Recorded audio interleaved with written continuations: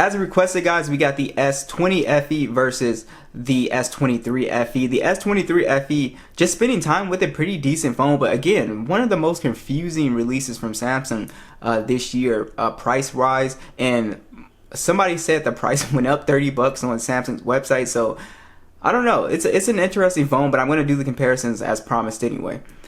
Alright, so let's go ahead and get started here. So again, the S23 FE comes in at $600 or $630 brand new. And the reason why it's so confusing is because you can get an S23, but it will be used for $600, but still.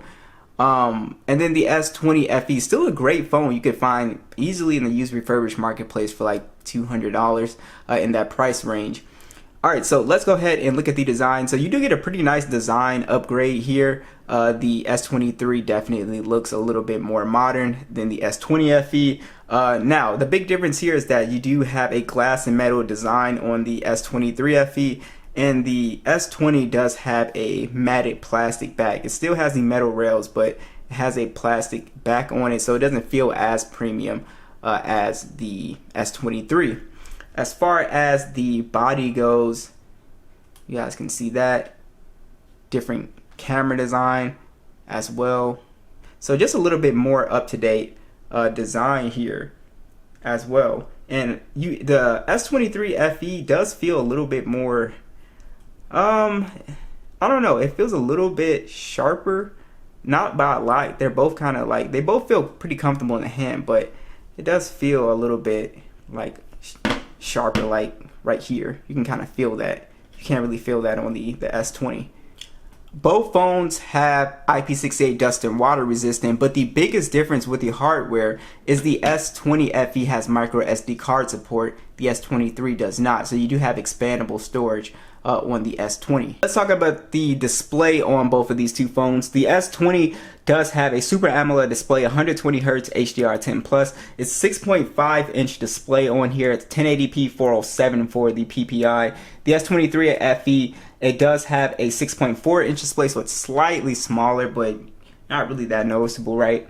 And then you also have on here the dynamic AMOLED display, 120Hz HDR10+, and it is 1450 nits peak brightness. It's 1080p 403 for the PPI. So overall, when you're just looking at the displays head on, I mean, they both look pretty much identical in my opinion.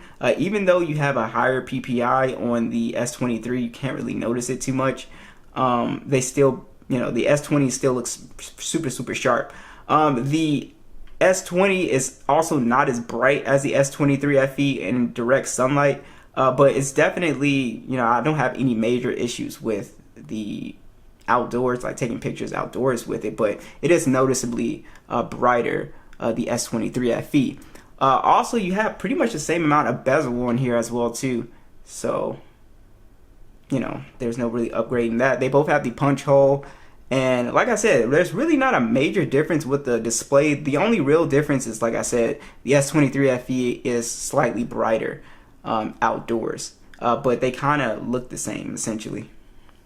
Alright, so let's talk about the specs a little bit more. I got the Geekbench scores pulled up here for you guys. The S20 FE does have the Snapdragon 865 chip on here. Like I said, does have micro SD card support, 128 gigs of internal storage and 6 gigs of RAM. That is this model. And then we also have the S23 FE, has the Snapdragon 8 Gen 1 processor, no SD card support, 128 gigs of internal storage and 8 gigs of RAM, and that is this model right here. And you guys can see there is a really nice difference here with the single and the multi-core score. Now, is there a big difference when it comes to overall speed? Now, if we get into like a little speed test, there is like a minimal difference, guys. Yes, the S23 is going to be faster, but it's really not by much, and the S20 FE is really not slow by any means.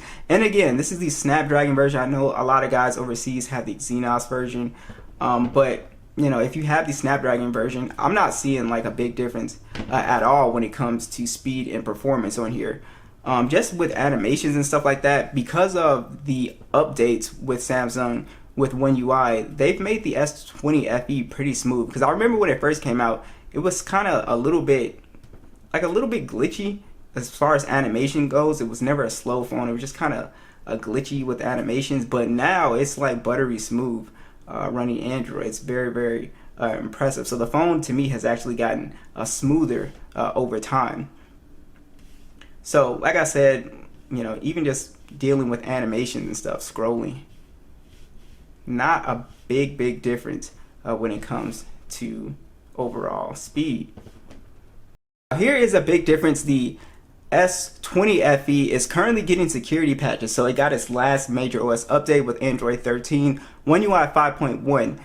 So you're no longer getting major OS updates. Of course, the S23 will get 4 years of major OS updates and its security patches. This is currently, like I said, in its security patch stage. As far as software, you're not missing out on anything at all. They pretty much have the same thing. Samsung desktop support. All the features are basically on here still, so you're not missing anything when it comes to software.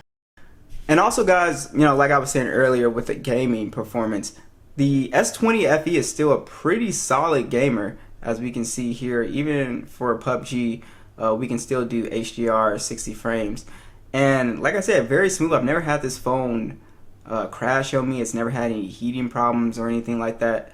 It's just an overall really solid performer when it comes to games. So like I said, it can pretty much play anything in the Play Store, you know, at pretty good settings. So like I said, there's not a big difference in my opinion from the HN1. The HN1, as you can see, we can also see if we got 90 frames on here. No 90 frames, but you know, essentially the same settings, and it feels virtually the same. Like I said, performance on here, unless you're like a hardcore gamer, but like I said, even if you play a lot of games, I don't think the difference is big enough, you know, to make a big upgrade. Or at least I don't think, when it comes to power and speed, I don't think this is a big enough upgrade. Both phones have stereo speakers. Let's see if we have a speaker upgrade here. Max volume.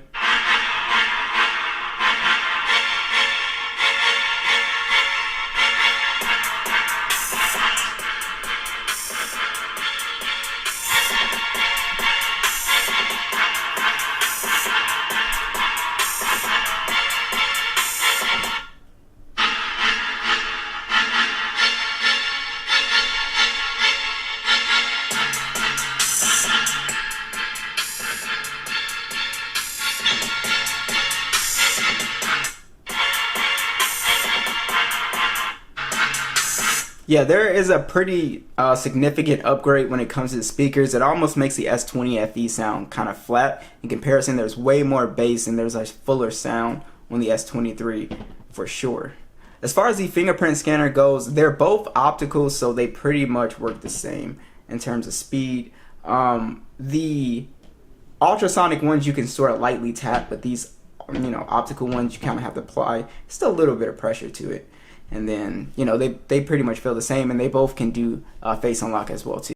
Let's talk about the cameras on here, starting with the S20 FE here. So the S20 FE, it does have a 12 megapixel standard and an 8 megapixel telephoto. It has 3 times optical zoom. It also has a 12 megapixel ultra wide. It shoots in 4K 60, and then a 32 megapixel selfie cam that shoots in 4K 60 as well. You have that 3 times zoom, and then you have a max 30 times zoom on here as well. So you are getting upgraded cameras with the S23 FE. You have a 50 megapixel standard, an 8 megapixel telephoto, 3 times optical, and then at 30 times for the max zoom. And then you also have a 12 megapixel ultra wide. It shoots in 8K 24, then a 10 megapixel selfie on here as well too that can shoot in 4K 60. All right, so check out the side-by-side stills and video. Let me know what you guys think.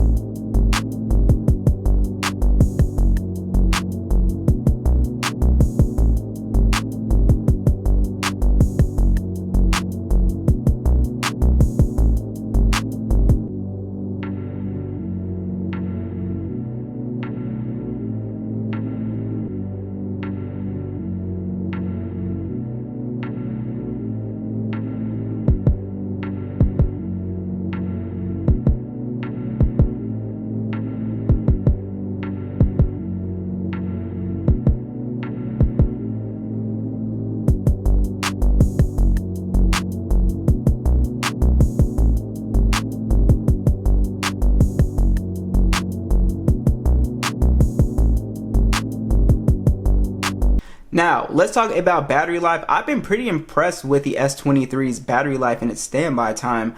It's doing a fantastic job. So it does have on here a 4500 milliamp hour battery, 25 watt charging and wireless charging.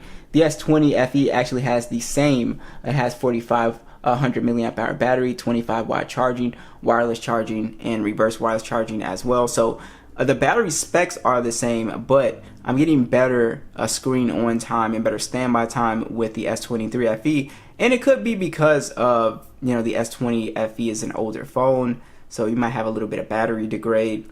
But yeah, the S20 FE, I can still squeeze about like 6 hours of screen on time out of this phone. And again, if you're a light user, if you play games, you definitely will have to charge this. But this phone, I feel like still, even if the S20 was brand new, this phone is getting better screen on time. Alright, so that is pretty much it. So what do you guys think? Be sure to let me know, and I'll catch you guys